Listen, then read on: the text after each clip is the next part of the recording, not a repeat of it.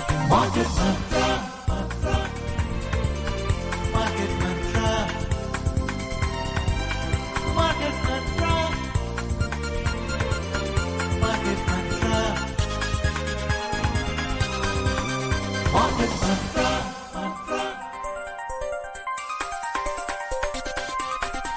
Market Mantra. Welcome to this Monday edition of Market Mantra, the program in which we give you a complete update on the economic news of the day. And today we'll also be taking calls from you on any queries that you may have on economic, business and stock market news. But do remember that we don't address company-specific queries. You can call us on our telephone numbers 23314444, 23421050 and 23310464. And do not forget to prefix 011 before these numbers if you are calling from out of Delhi. Well, my name is Nishit Kumar and with me is my co-anchor in Hindi, Prachi Priya. नमस्कार, market मंत्र में आपका हार्दिक अभिनंदन। आज कार्यक्रम में हम कारोबारी खबरों के साथ आपके प्रश्नों को भी शामिल करेंगे। फिर अर्थव्यवस्था हो या शेयर बाजार से जुड़ा कोई भी सवाल, आप सीधा हमें फोन कर सकते हैं इन अंकों पर। ये अंक हैं 23314444, 23421050 और 23310464। दिल्ली से बाहर के श्रोता दूरभाष अंकों से पहले दिल्ली का एसटीडी कोड 011 डायल करना न भूलें। लेकिन याद रखें कि हम किसी खास शेयर या कंपनी से जुड़े सवालों के जवाब इस कार्यक्रम में नहीं दे पाएंगे। प्रश्नों के उत्तर और चर्चा के लिए आज हमारे साथ स्टूडियो में आमंत्रित हैं वरिष्ठ आर्थिक विश्लेषक अमन अग्रवाल। नमस्कार अमन, कार्यक्रम में आपका स्वागत है। नमस्कार। चर्चा शुरू करेंगे, मगर उससे पहले आइए सुने सुर्खियां। The headlines. Benchmark domestic indices end on the positive note. Sensex increases by 77 points. Nifty settles over 24,770. President Draupadi Murmu underlines need for making Indian economy more self-reliant and excel in export. And crude oil prices rise over 2%. प्रमुख घरेलू सूचकांक सकारात्मक रुख के साथ बंद हुए। Sensex 77 अंक बढ़ा और निफ्टी 24,770 के ऊपर बंद हुआ। राष्ट्रपति द्रौपदी मुर्मू ने भारतीय अर्थव्यवस्था को आत्मनिर्भर बनाने की आवश्यकता पर बल दिया और कच्चे तेल की कीमतों में 2% से अधिक की वृद्धि आई। आइए जानें शेयर बाजार विस्तार से। प्रमुख घरेलू सूचकांक आज मामूली बढ़त के साथ बंद हुए। सेंसेक्स 77 अंक बढ़कर 80,787 पर बंद हुआ। उधर निफ्टी 32 अंक बढ़कर 24,773 पर बंद हुआ। बॉम्बे स्टॉक एक्सचेंज के मिड कैप सूचकांक में 0.3% और स्मॉल कैप सूचकांक में भी 0.3% की बढ़त दर्ज की गई। सेंसेक्स में शामिल 30 में से 16 कंपनियां घाटे में कारोबार कर रही थीं। The benchmark domestic equity indices ended with marginal gains today. The Sensex gained 77 points or 0.09% to close at 80,787. Similarly, Nifty added 32 points or 0.13% to settle at around 24,773. The broader market indices at the Bombay Stock Exchange also displayed positive trend. The mid-cap index advanced over 0.3% while the small-cap index rose 0.3%. जैसा कि हमने बताया कि Sensex में शामिल 30 में से 16 कंपनियां घाटे में कारोबार कर रही थीं। सबसे अधिक घाटे में दर्ज शेयरों में ट्रेंट 3.8%, एशियन पेंट्स 1.9% और HCL टेक 1.2% गिरे। सबसे ज्यादा लाभ में रहने वाले शेयरों में टाटा मोटर्स लगभग 4%, महिंद्रा एंड महिंद्रा लगभग 4% और मारुति 2.3% से अधिक बढ़े। In the sectoral indices of the Bombay Stock Exchange, 15 out of 21 sectors logged gains. In the top gainers, auto surged 3.1%, consumer discretionary rose over 1.1%, and services added above 0.8%. Among the top, Lagarde's focused IT dipped 0.9%, IT lost 0.8%, and consumer durables and tech both slipped 0.7% each. And we are joined in by our first caller from Bengaluru, Shrikant. Shrikant, welcome to the show. नमस्कार जी, बहुत बहुत धन्यवाद। नमस्कार। मेरा अमन sir से GST को लेके प्रश्न है, 2-3 प्रश्न है, कृपया उत्तर दें। नंबर 1, जीएसटी में सर्विस टैक्स के अंदर कितना % मिलता है और गुड्स में कितना % मिलता है। और दूसरी बात ये कि हमने ये देखा है कि कहा गया कि जीएसटी के रेट्स कम हुए, लेकिन आप देखेंगे इंश्योरेंस को छोड़ करके किसी सर्विसेज के अंदर टैक्स को नहीं घटाया गया, तो ये जीएसटी नहीं, ये सिर्फ जीटी ही कहलाया जाएगा। और एक मेरा ये अनुमान है कि देखिए ये 56वां जीएसटी की मीटिंग थी और कृष्ण भगवान के 56 भोग का प्रसाद लगता है, तो क्या हमें 56 भोग का प्रसाद मिला है? धन्यवाद, जय हिंद। नमस्कार। देखिए जी, जो जीएसटी में कटौती आनी है वो 22 सितंबर 2025 से आनी है।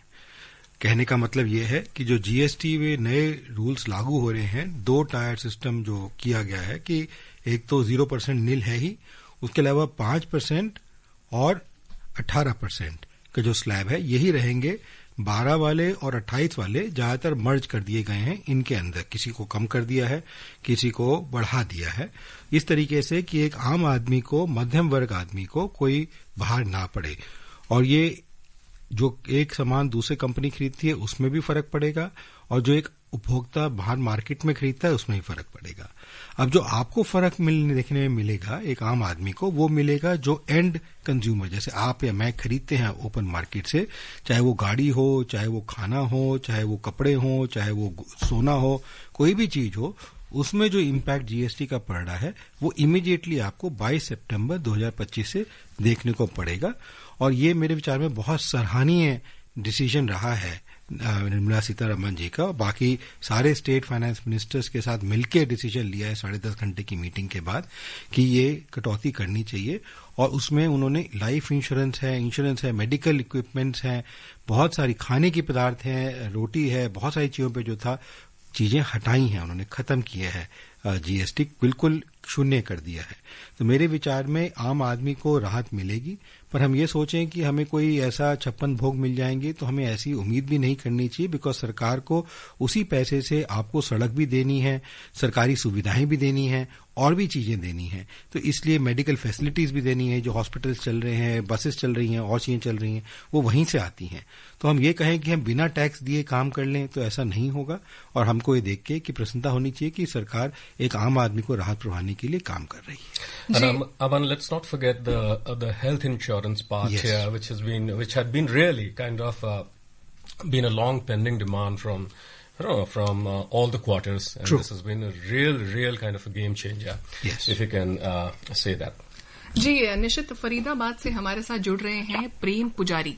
प्रेम, अपना सवाल पूछिए। हेलो, नमस्कार। नमस्कार। हमें तो गर्व होता है कि हम टैक्स देते हैं जिससे सरकार हमारे ऊपर ही खर्च करती है। जैसे अभी आप इसको बता रहे थे, रिपीट कर रहे थे, दवाइयाँ वगैरह, सड़कें वगैरह। बहुत बहुत धन्यवाद। मैं ये पूछना चाहता हूँ कि अब जब 22 सितंबर को ये रेट घटेंगे तो इसमें जैसे हम गाड़ी के स्पेयर पार्ट्स या सोना खरीदने जाएंगे या और अदर चीजें खरीदेंगे, और जो दुकानदारों ने अपने गोदाम में माल खरीद रखा है उनका रेट का सेटिंग उनकी आपस में कैसे बनेगी? हमारे को सही क्वालिटी और सही तरीके से टैक्स हटा के ही हमें को सामान मिलेगा? इसके ऊपर सरकार की सख्त निगरानी रहेगी कि नहीं? और सख्त निगरानी रखनी ही पड़ेगी, क्योंकि हम लोगों को पता चला कि टैक्स घट गए 5 और 18 है, और हमें पता चलेगा कि ये हमारे ऊपर ही इन्होंने गलत तरीके से नाजायज जो कीमत है वो लिए जा रहे हैं। आपने बड़ी अच्छी बात करी। देखिए, ये बहुत अच्छी बात है, टैक्स की चोरी भी होती है, टैक्स में गड़बड़ भी की जाती है। पहली बात तो समझना जरूरी है कि जब एक कंपनी दूसरी कंपनी से माल खरीदती है उसमें भी जीएसटी लगता है, जिसका वो रिवर्स जीएसटी भी लेती है। तो उसके अंदर कितना बेनिफिट वो एक कंपनी दूसरे को ट्रांसफर करेगी वो अभी क्लियर नहीं है, और क्या होगा या नहीं होगा वो नहीं कह सकते। उसकी वजह से दाम कम होंगे नहीं होंगे वो भी नहीं कह सकते। पर जो एक उपभोक्ता, आखिरी उपभोक्ता है जो बना रहा है और जो आप खरीद रहे हैं, उसके अंदर टैक्स की कटौती होनी निश्चित है। और उसके लिए आप एक दुकान की जगह 4 दुकानों से पता करें। अगर वो टैक्स नहीं कर रहे, बिकॉज बड़ी बड़ी कंपनियां तो इमीडिएटली उनको करना ही पड़ेगा, उनका तो बड़ा प्रॉब्लम हो जाएगा। छोटे छोटे जो है, चाहे माल कितने पे खरीदा हो कितने पे नहीं खरीदा हो, छोटी जो चीज है वो गड़बड़ कर सकते हैं। और उसके लिए अगर आप सामान 1-2-3 जगह से पता करेंगे तो आपको आइडिया लग जाएगा कि इस समय कितना जीएसटी उसके ऊपर लागू हो रहा है। उसके लिए आपको पढ़ने की जरूरत नहीं है कि कितना जीएसटी किस किस आइटम पे लग रहा है, तो वो ऑटोमेटिकली आपको आइडिया लग जाएगा। और इन एनी केस 22 को सरकार ने कहा, इसीलिए ये टाइम दिया गया है ताकि सारी कंपनियां जो है एडजस्ट कर सके, मार्केट एडजस्ट कर सके, लेबल्स चेंज किए जा सके, ताकि जो है वही निर्धारित टैक्स उन चीजों पे लग सके जितना सरकार चाहती है। जी अमन, दिल्ली से हमारे साथ अमित जुड़ रहे हैं, मगर उससे पहले हम लेंगे एक छोटा सा ब्रेक। उम्र नहीं होती, आज हो या कल, आंखों में हरदम चमकती, कल भी रहे आज के ठाट, ना हो टेंशन रिटायरमेंट के बाद। अरे नो टेंशन, करनी है तैयारी, एनपीएस जरूरी है। आज ही अपना एनपीएस अकाउंट खुलवाने के लिए नजदीकी बैंक शाखा या सर्विस प्रोवाइडर से संपर्क करें या ईएनपीएस पोर्टल पर जाने के लिए ऑनलाइन www.npstrust.org.in पर लॉगिन करें। मार्केट मंत्र में एक बार फिर आपका स्वागत है। दिल्ली से अमित जुड़ रहे हैं। अमित, अपना सवाल पूछिए। जी, सभी को नमस्कार।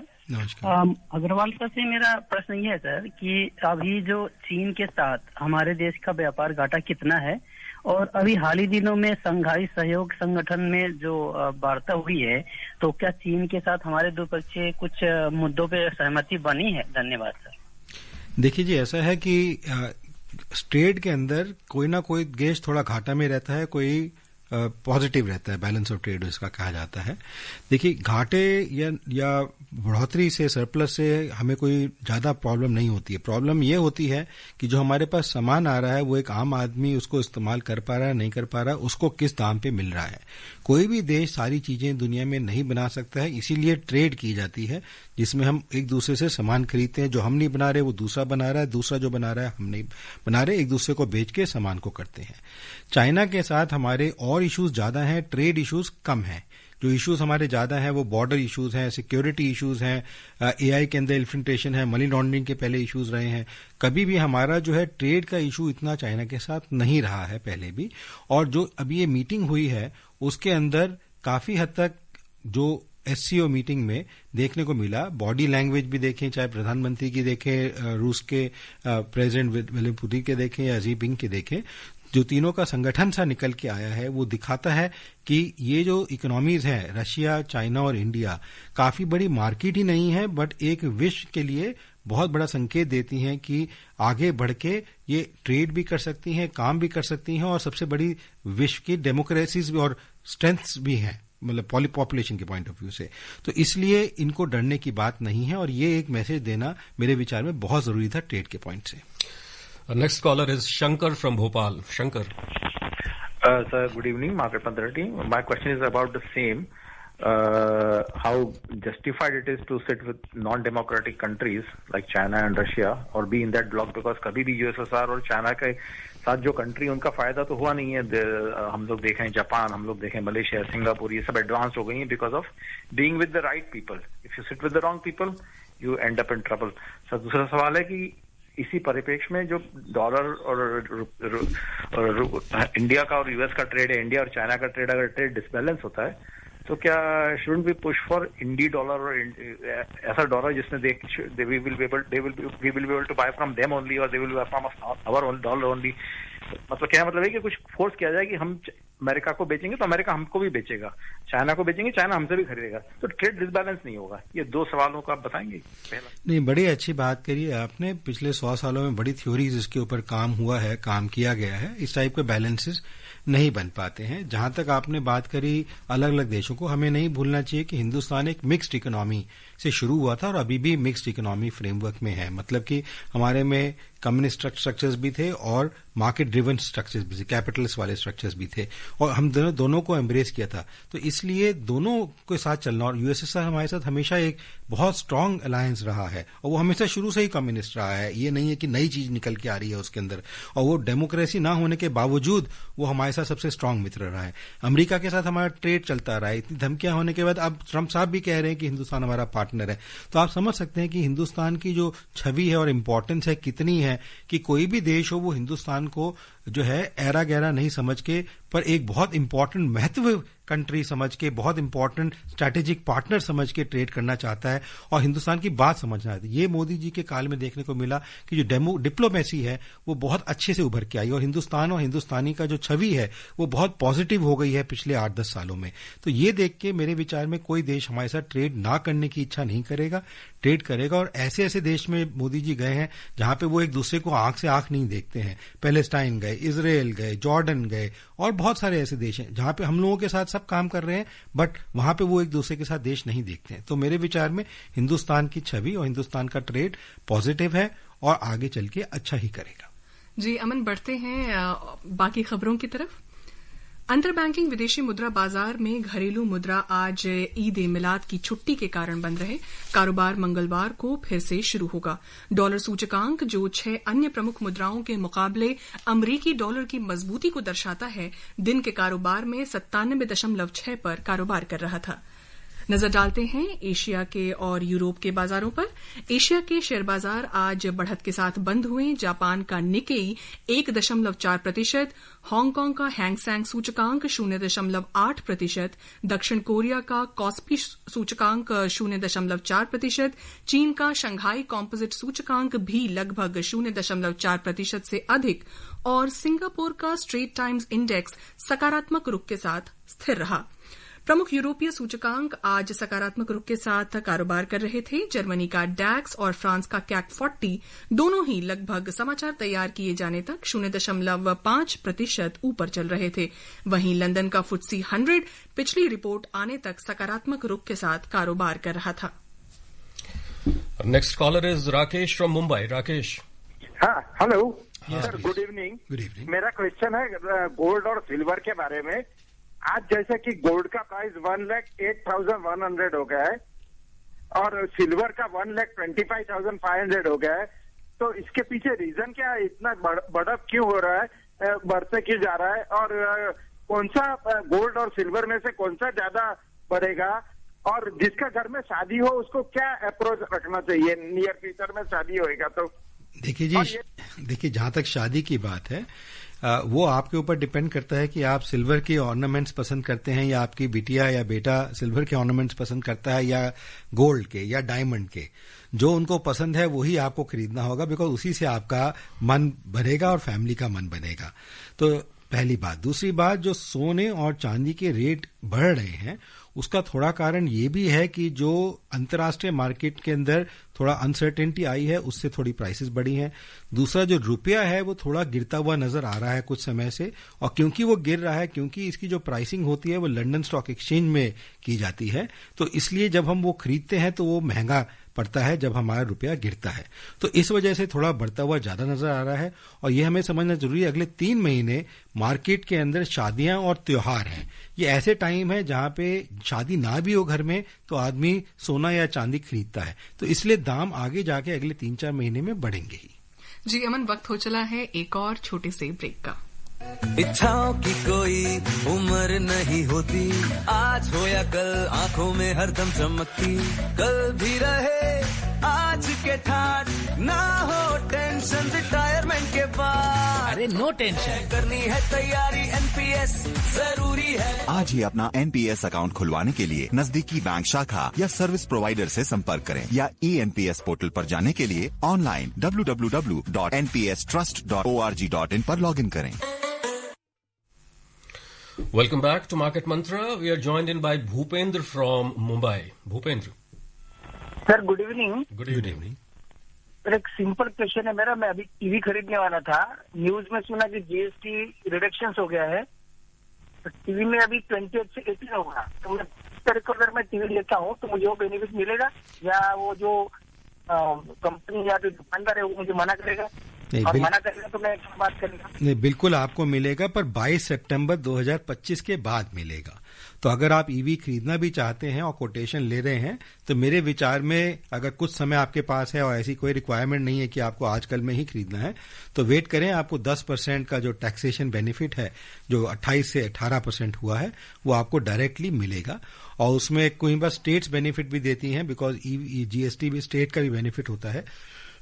तो आप स्टेट बेनिफिट का भी चेक कर सकते हैं कि आसपास कौन सी स्टेट में ज्यादा बेनिफिट मिल रहा है। जी, जयपुर से जितेंद्र जुड़ रहे हैं। जितेंद्र, अपना सवाल पूछिए। नमस्कार। नमस्ते। ग्राम मऊ तहसील शहर जिला हरिगढ़ यूपी से बोल रहा हूँ।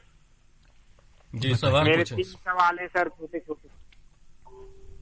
पहला सवाल तो मेरा ये है, जैसे सरकार ने बजट दिया है, जो बार बार थ्योरी दे रहे थे 4 कभी 5, अब उनसे हटके 2 थ्योरी रह गई। अच्छा, मेरा दूसरा सवाल मेरा ये है, आप इस पर क्या कहते हैं? और दूसरा सवाल मेरा ये है, जैसे अमेरिका ऐसे घुड़की दिखाता है, बार बार के दबाव में लाए कि वो नहीं आए, भारत का स्ट्रॉन्ग रूल बढ़िया रहा, इसकी सराहना करते हैं अपनी सरकार की। और देखिए, मेरे विचार में भारत सरकार ने बहुत अच्छा कार्य किया है और पिछले अपने 3 दशकों में मोदी 3.0 चल रहा है। उन्होंने रिफॉर्म, स्ट्रक्चर्स, सारी चीजों में इम्प्लीमेंटेशन किया। इनफैक्ट स्टैंडर्ड एंड पुअर्स ने भारत की रेटिंग जो है लॉन्ग टर्म भी और शॉर्ट टर्म भी इंक्रीज करी है और ये कहा है कि फिस्कल प्रूडेंस है, कि सरकार की सही से खर्चे निकाल रही है, बिटा रही है, लोगों में जो बांट रही है, इकोनॉमी को स्ट्रेंथन कर रही है। और इस वजह से कॉर्पोरेट्स भी बड़ा अच्छा परफॉर्म कर रहे हैं, तो और स्टॉक मार्केट भी हमारी अच्छा परफॉर्म कर रही है। मेरे विचार में कोई ऐसा सेक्टर या क्षेत्र नहीं है जहां भारत सरकार ने काम ना करके 7-8 सालों में अपना लोहा नहीं दिखाया।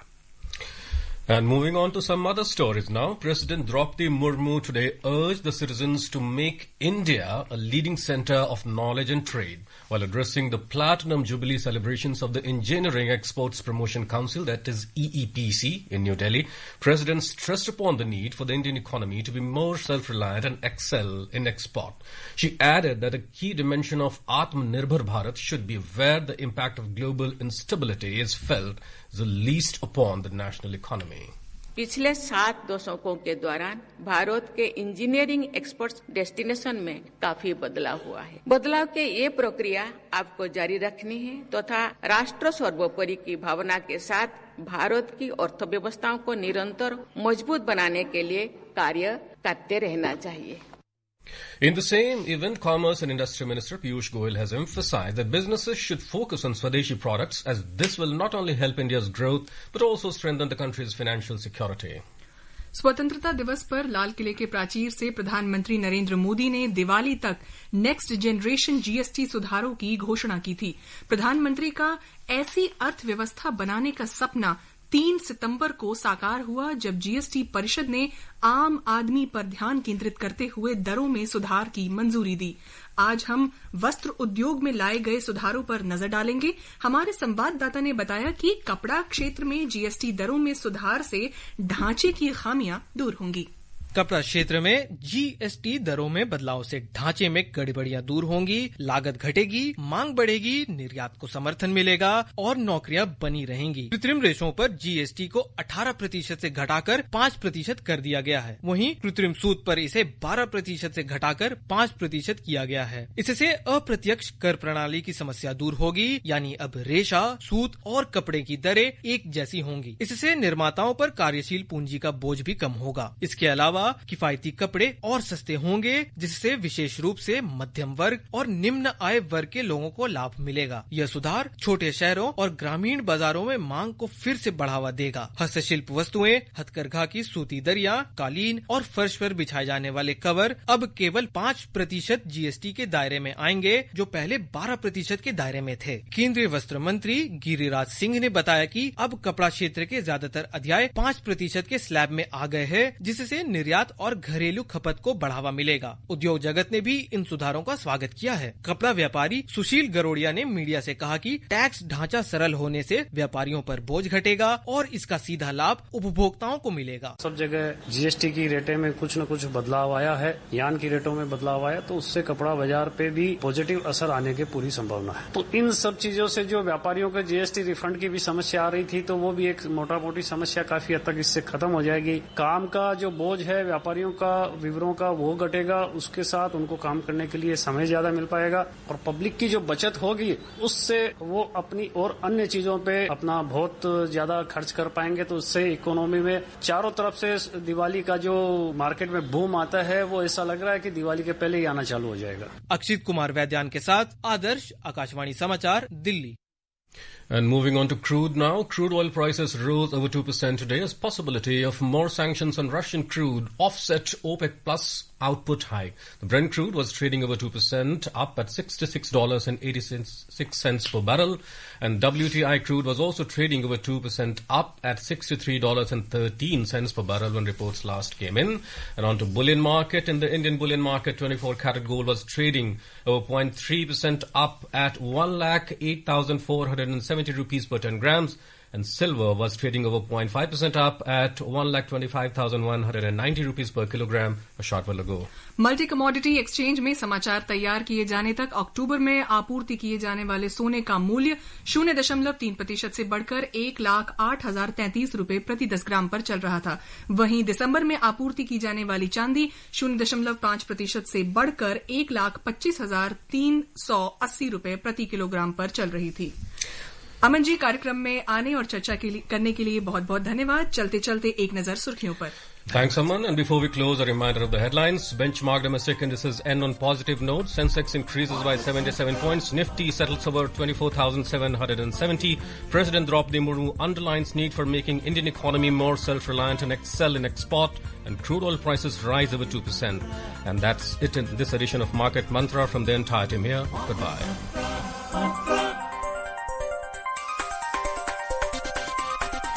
Market Mantra.